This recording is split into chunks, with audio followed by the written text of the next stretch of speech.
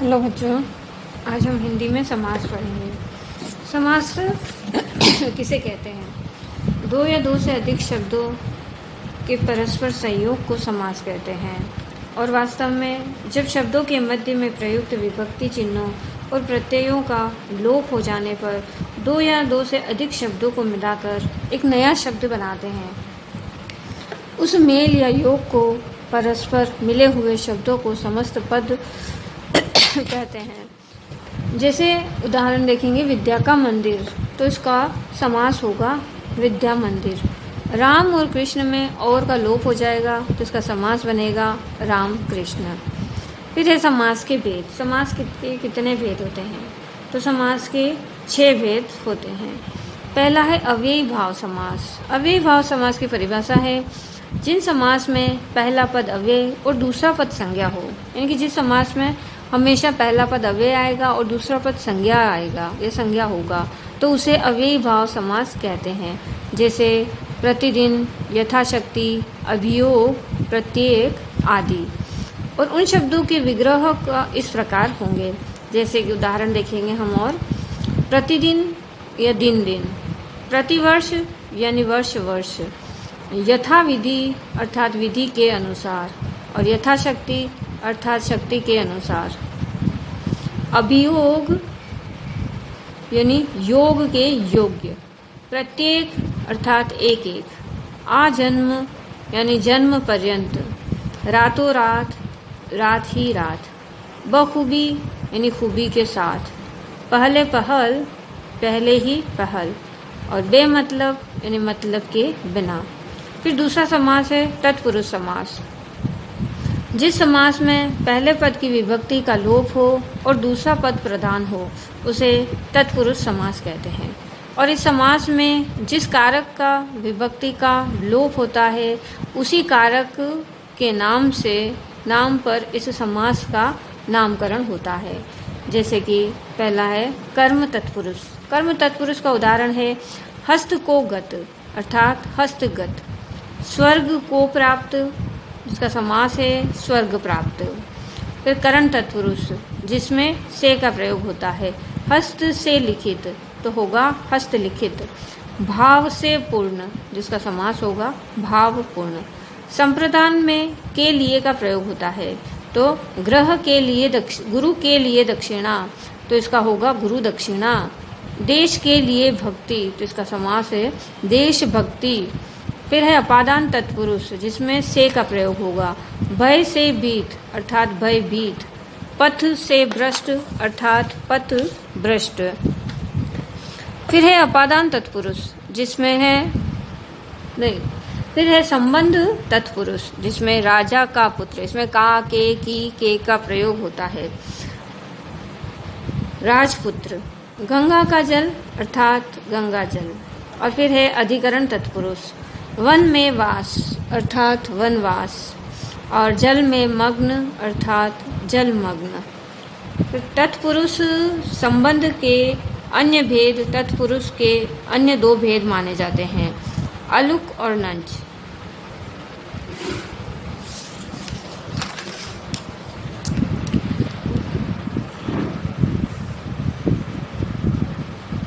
फिर है कर्मधारय।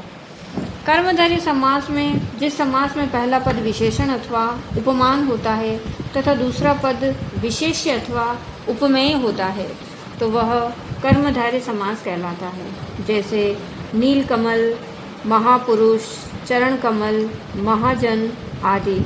इन शब्दों का विग्रह इस प्रकार होगा। नीलकमल अर्थात नील है जो कमल। सर्वोत्तम अर्थात सर्व है जो उत्तम। महापुरुष अर्थात महान है जो पुरुष।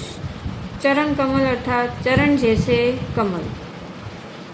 महाजन अर्थात इसका अर्थ है महान है जो जन।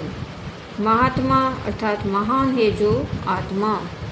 फिर है द्विगु समास। द्विगु समास में जिस समास में पहला पद संख्यावाचक होता है, वहाँ द्विगु समास होता है। जब कभी समास में पहला पद संख्यावाचक आता है तो वह द्विगु समास होता है। जैसे चौराहा, पंचवटी, त्रिभुवन, सप्तसिंधु, षटकोण आदि।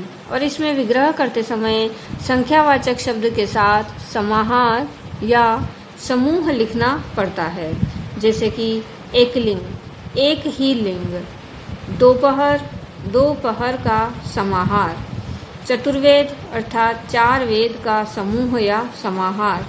फिर है त्रिभुवन, त्रिभुवन अर्थात 3 भुवनों का समूह, सप्तर्षि 7 ऋषियों का समूह, नवरात्र 9 रात्रों का समूह, सप्त सिंधु अर्थात 7 सिंधुओं का समूह, सप्ताह, सप्त अहन यानी 7 दिनों का समूह, दशाब्दी अर्थात 10 वर्षों का समूह, शताब्दी अर्थात 7 अब्दों का समूह। फिर है द्वंद्व समास। द्वंद्व समास में जिस समस्त पद में दोनों पद प्रधान हो तथा बीच के और शब्द का लोप हो जाता है तो उसे द्वंद्व समास कहते हैं। इसमें दोनों ही पद बराबर में प्रधान होते हैं, जैसे कि दिन और रात, तो और का लोप हो जाएगा और योजक चिन्ह लगेगा तो हो जाएगा दिन रात। दाल और रोटी तो दाल रोटी, धर्म और अधर्म तो धर्माधर्म, माता और पिता तो माता पिता, आकाश और पाताल आकाश पाताल, गुण और दोष तो गुण दोष, सीता और राम तो सीता राम, देश और विदेश तो देश विदेश, भाई और बहन तो भाई बहन, नर और नारी तो नर नारी। फिर है बहुब्रीय समास। बहुब्रीय समास में जहाँ कोई पद प्रधान नहीं होता है और समस्त पद के दोनों शब्द मिलाकर कोई विशेष अर्थ प्रकट करता है, यानी कि तीसरा अगर कोई अर्थ अन्य अर्थ प्रकट करता है, उसे बहुब्रीय समास कहते हैं। जैसे कि उदाहरण देखेंगे चतुरानन। चतुरानन में है चतुर यानी 4 है, आनंद जिसके वह है ब्रह्मा। चतुर्भुज 4 हैं भुजाएं जिसकी, तो वह कौन है? विष्णु। वीणा पाणी अर्थात वीणा है पानी में जिसके, वह है सरस्वती। दशानन अर्थात 10 है आनंद जिसके, तो वह है रावण। त्रिनेत्र 3 है नेत्र जिसके, तो भगवान शिव। पीताम्बर पीठ है अंबर जिसके, तो यह है भगवान विष्णु के लिए। लंबोदर लंबा है उदर जिसका, तो गणेश जी।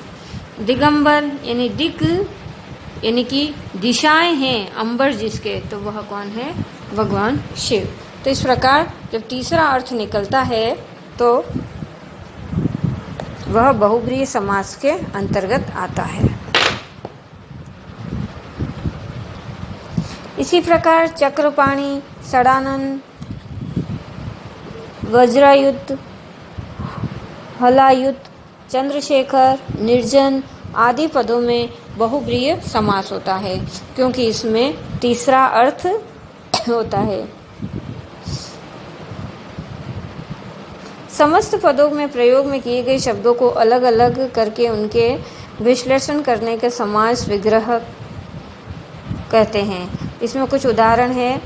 समस्त पद है यथाशक्ति, इसका समास विग्रह है शक्ति के अनुसार, और समास है अव्ययी भाव। विद्यालय अर्थात विद्या का आलय, यह है तत्पुरुष समास। मुख चंद्र, चंद्र जैसा मुख, तो यह है कर्मधारय समास। सप्तर्षि 7 ऋषियों का समूह, तो यह है द्विगु समास। जीवन मरण, जीवन और मरण, तो द्वंद्व समास। त्रिलोचन 3 है लोचन जिसके, शिव, तो यह है बहुब्रीय समास। चौमासा 4 मासों का समूह, तो यह है द्विगु समास। तुलसीकृत, तुलसी के द्वारा कृत यानी कि तत्पुरुष समास। उद्योगपति, उद्योग का पति, तो यह है तत्पुरुष समास। सुख दुख, सुख और दुख, तो यह है द्वंद्व समास। चरण कमल, चरण है कमल जैसे, तो कर्मधारय समास। चतुरानन 4 है आनंद जिसके, वह ब्रह्मा, बहुब्रीय समास। और आजन्म अर्थात इसका अर्थ होता है जन्म पर्यंत, जो है अव्ययी भाव समास। फिर सारे समास आप अपने कॉपी में उतार लें।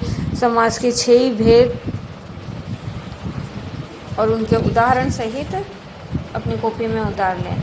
अव्ययी भाव समास, तत्पुरुष समास और कर्मधारय समास, द्विगु समास, द्वंद्व समास और बहुब्रीहि समास, इन सबको अपनी कॉपी में उतार लें और उनको उदाहरण सहित काम करें।